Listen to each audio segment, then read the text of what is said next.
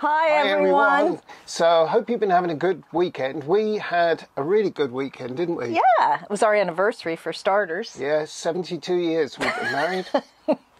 No, it's not 72 yet, is it? It's only 64 years we've been married.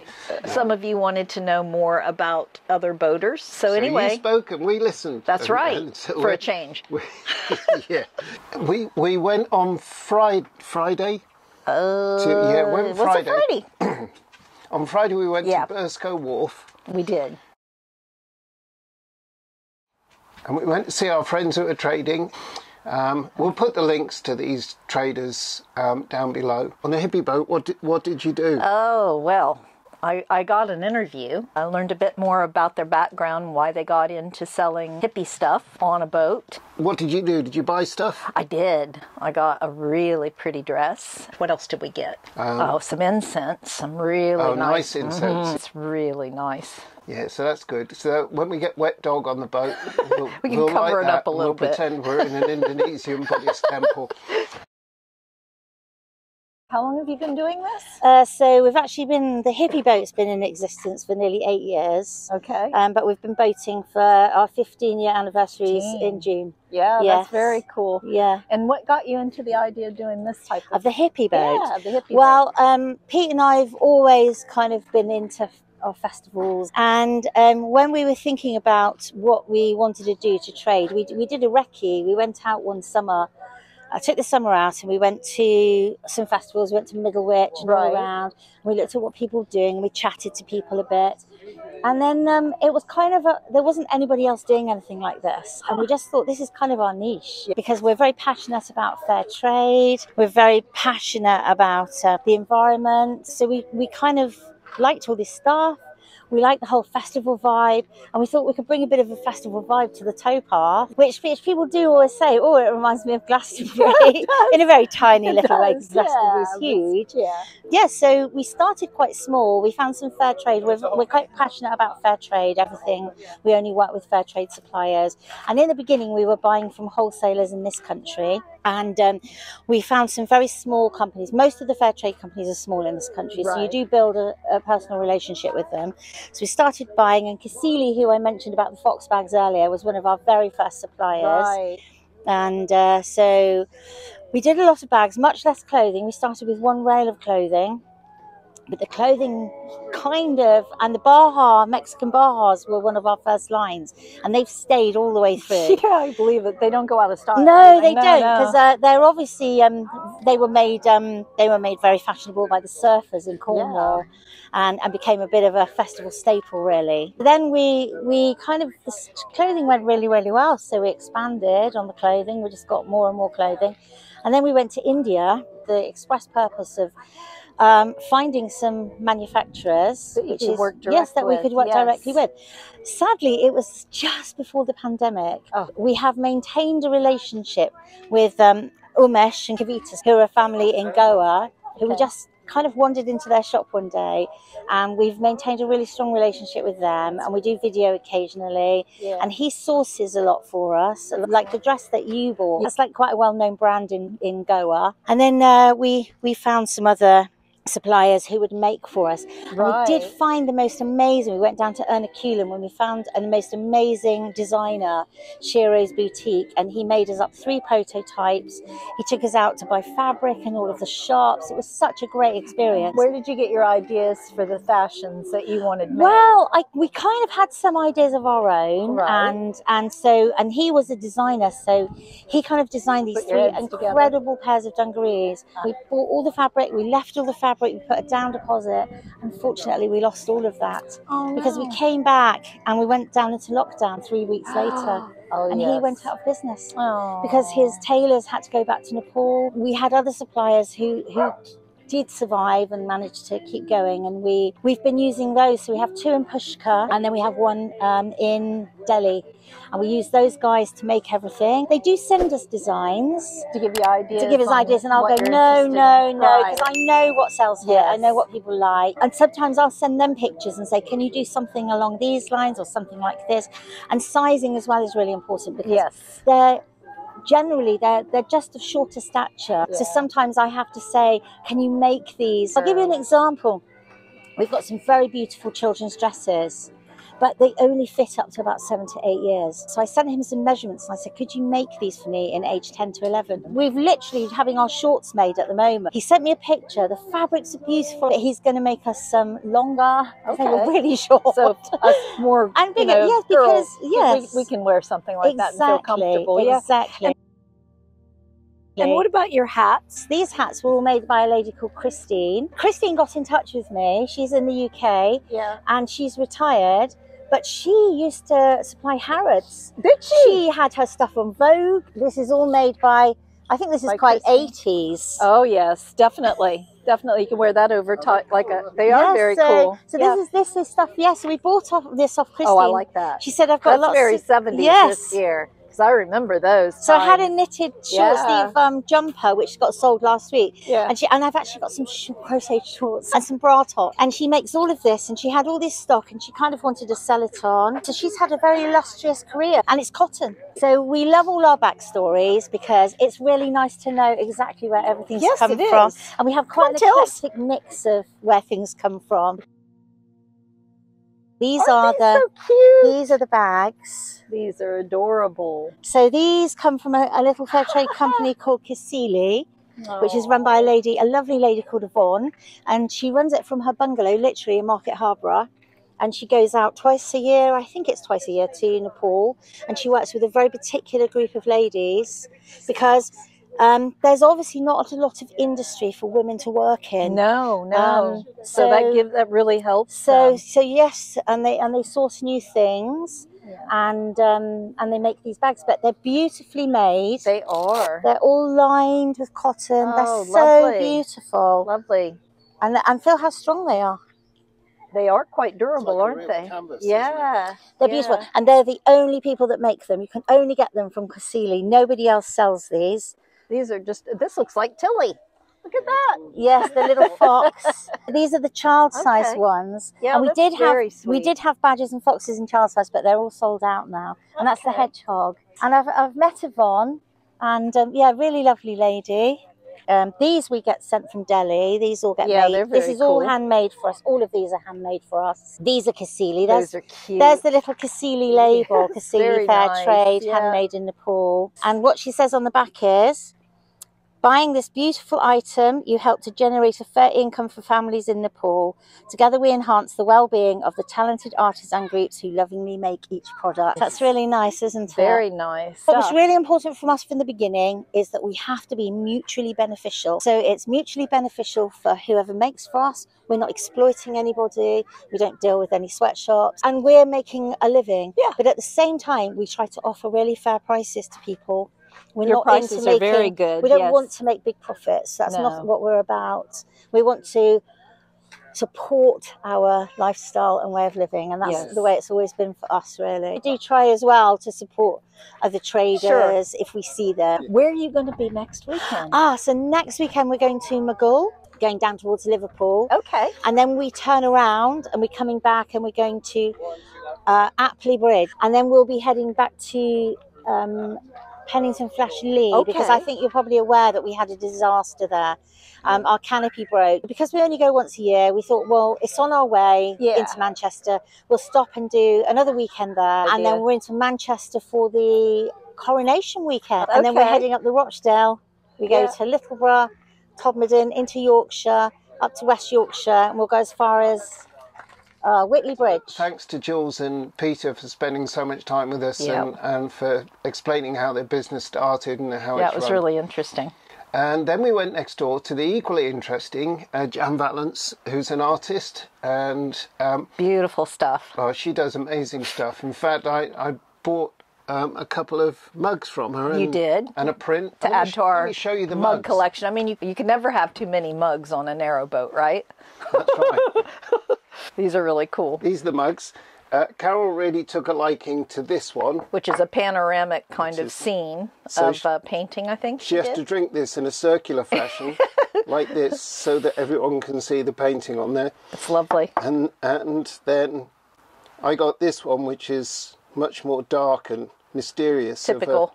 Of a fuel boat going through a bridge, going under a bridge, but just really lovely. Yeah, very All we've nice. got in here at the moment is tea bags. Yeah, he hasn't made my tea yet. Made the tea yet. He's slacking. So while we're talking, I'll go and get the kettle and make this tea. We did have some technical difficulties in the interview with Jan, but I think we can overcome them. And Jan wasn't the difficulty. It was the microphone. The microphones decided to stop working. One of them at a certain point, but I think the other microphone picked everything up. So we got new microphones. We just have to pick them up from our Amazon box. So there is hope that we will have better sound quality. No, you're wearing the microphone now. Oh, am I? Okay, well, I've got it on then. Didn't know. Carole doesn't get too involved in the technical side of things. Yeah, that's his job. Yeah. So Jan, your surname, first thing, is it Vallance or Vallance? It's Vallance. It's Vallance. But a lot of people do say Vallance, and I just go with it. It makes me sound much posher. Now, we were talking earlier on, and I'd never heard of this before, about a dark canvas. Can you explain that? Yeah, what I do is before I start, I paint the canvas black, and then it sounds sort of like counterintuitive, and then I put white patches on it, and then I print loads of texture with whatever I got to hand, wallpaper, bubble wrap, whatever, to just print texture, and lots of colours. And then that gives me the background. Is that some of this kind of effect here? Yes, it is. But I never thought it's so it's not mixed media, is it? It's no, but it's it's mixed. acrylic. It's mixed method kind of. Yeah, is there a name for it? Do you think? I don't think so. I just call it. I paint in layers.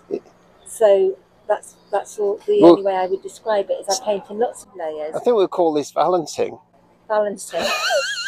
Like that. And the underneath layers are, in a way, irrelevant to the actual finished painting. So, but they do give the texture. So, I really do like having all that layering underneath. So, I like to have something to start with. Yeah. And also, you get nice little surprises and things where things show through that you didn't expect to. And sometimes I leave them, sometimes I get rid of them. But it's just keeping that sort of so it's a bit of going. It's almost a surprise for you sometimes what comes through. Yeah, and I feel that I need that when I'm working. Yeah. I don't want to just paint a picture. I want it to be like making a picture. Yeah. So for it to emerge kind of thing and Yeah, evolve. yeah. So what's your main inspiration then, Jan? The canals. Mm-hmm.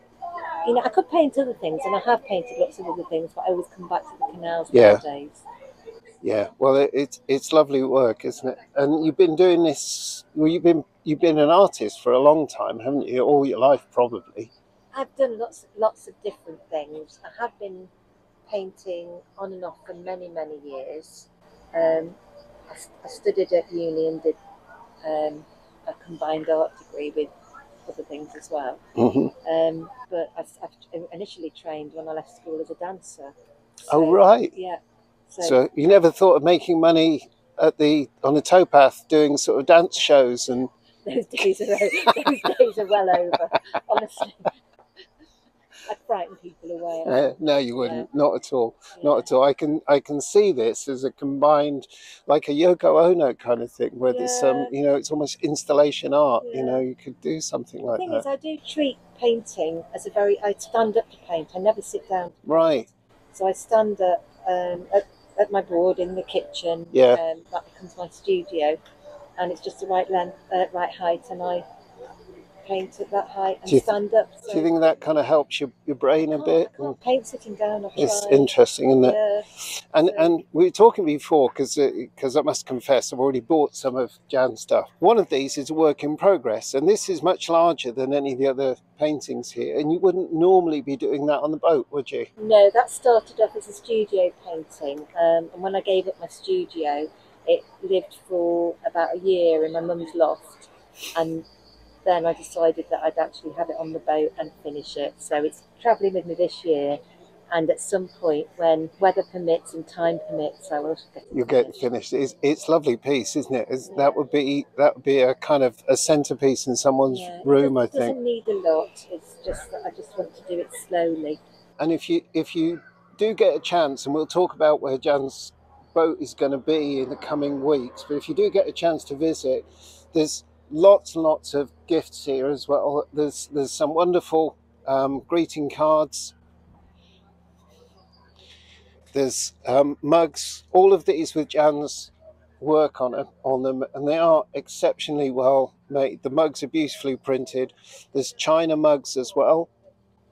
There's a piece of work that I'm desperate to own one day, which is this Pennington flash picture, which I think is such a cool picture. And then there's smaller, what Jan calls original minis. One of your favourite sizes is the 8" by 8", isn't it? These are nice ways to buy a piece of the canal and some really good original art as well. So lots of different ideas here for people. You can see they're beautifully mounted as well. Right through to fridge magnets, and we bought a bunch of these. So some of you who know us will be receiving these as gifts. And then lots of both hand embellished prints and limited edition prints. So I noticed there's a set here of 4. So you also like to capture some of the reality of life on the canals, which is, on this print, which is also lovely. That's down by Camden Lock. What did you think of Camden Lock? I loved being in London. We were there for about 3 months, I think. We spent down there, and we did a festival at Mile End, and we went up on the Lee on the river as well. And it was just great. It's absolutely worth a visit to Jan's boat, and just known as the Art Boat. And I think have you got a website as well? I have, and that's known as theartboat.co.uk. Okay, and so you can buy prints and mugs. So literally, even the website, you're doing everything from the boat, aren't you? Yeah, so everything that I make and sell, I make myself. Okay. The only things that I don't actually print on board, my sister does the mugs for me in my mum's garage. So there you go. Thanks very much. Thanks, Jan. It was really, really nice talking to you. So that's theartboat.co.uk.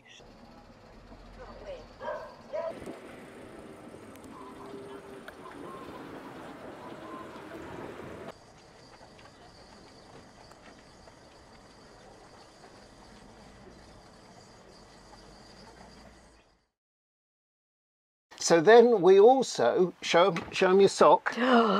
We went to. Can't get my leg can't up. get your leg up. Hold on. Let me help her. Take my shoe off. Look at that. Woo! Look at that sock. These socks, made in Yorkshire. Most comfortable wool socks. All right, they've seen enough of your sock now. Okay, put my slipper on it. And stick it back under there. Okay. Yeah, that's it. So we bought a few items. In fact, you got a nice hat. Yeah, I got a lovely hat and scarf. So we're at the wool boat today, and this is Carole and Colin, and they do a really interesting trade, and they've got lots of fantastic things. So you have some cards here. These are the ones that Cole takes the photographs and puts them together himself. Oh, these are your photos. Those are all his photographs. Cool. Yes, from all sorts of places that we've been. Oh, lovely. So these are really reasonable as well. Right, we'll buy some of these. Yeah, we will. They are great. Because you can't have too many cards. You've always got an occasion. You do, don't you? Yeah, so it's nice to get them. These are little, like, what are they? What do you call these? These are fingerless gloves, and these are like wrist warmers. Okay. Now, do you knit all of those, Carole? Yes. So they're your own. Yeah. Those are lovely Creations. They come in all different colors, and it's pretty much. Oh, and did you make these as well? I did. I've knitted everything that's on the racks. I've knitted. Aren't these lovely?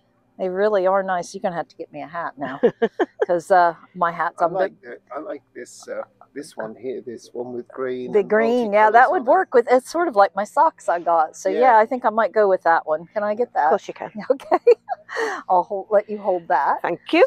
And you are these headbands? They can be worn as headbands, or some people put them around the neck. Around the neck as neck warmers. Yeah, those are nice as well. Those are really pretty. And oh, look at this. Woohoo! Oh, those are nice. Scarves. Those are really pretty. Those are lovely.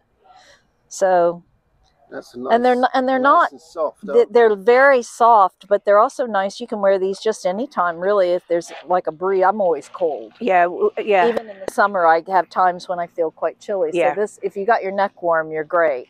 It doesn't matter. And what are these? These are similar, but yeah, they're just shawls. We sold them over lockdown as virtual hugs when you lovely. couldn't hug anybody during lockdown. Yeah, that's a nice idea. These are really pretty as well. We sold a load. These would be really nice over some like a summer dress. A lot of people buy them now for the summer evenings when they go to the pub and places like that. Yeah, they really are quite pretty. Yeah, I noticed you have to be licensed, Carole. Yes, you do. Trade, so. Yes. So do you pay that in addition to your normal waterways license? Yeah. So. Oh, look at the tea cozies. Oh, they're so cute, aren't they? They really are knitted to a pattern that my gran used to knit. Oh, that's lovely. They were always knitted in the old days. They were, weren't they? Yes. That's very nice. Yeah. And then the little baby sets. So those are nice. Baby blankets. Yeah, if somebody knows, if somebody that's just having a baby.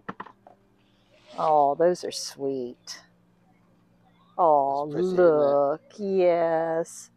Very nice. Yeah. Very nice. And all different colors. Oh, some of them you could even do. Yeah, that's a little little jumper. That's so cute. Do you just stay in this area or do you move along? Or are you? Since COVID, we've only really gone between Lydiate and Appley Bridge. Okay. We were going to go away this year on the boat, but after me breaking my shoulder, I just wouldn't be able to do the lots this year. Yeah. So we're just going to meander up and down. Yeah. So if anybody's up on the Leeds in Liverpool, you've got to stop. You'll see the wool boat.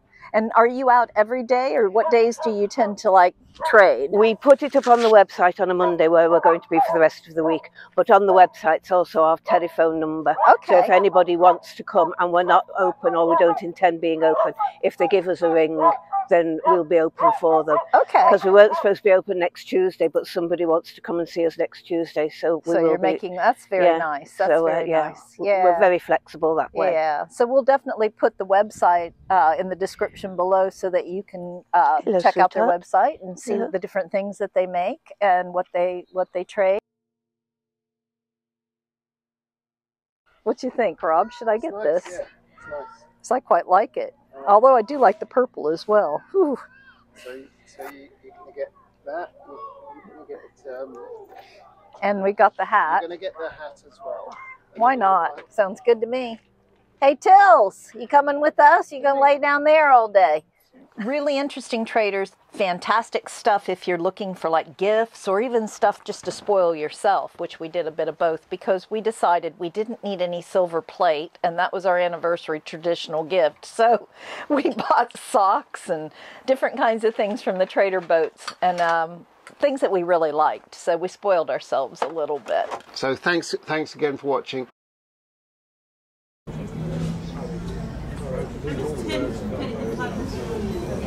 You having fussies? You having fussies? You having fussies? Another place we got the trips was Suffolk, of course, size of the cars.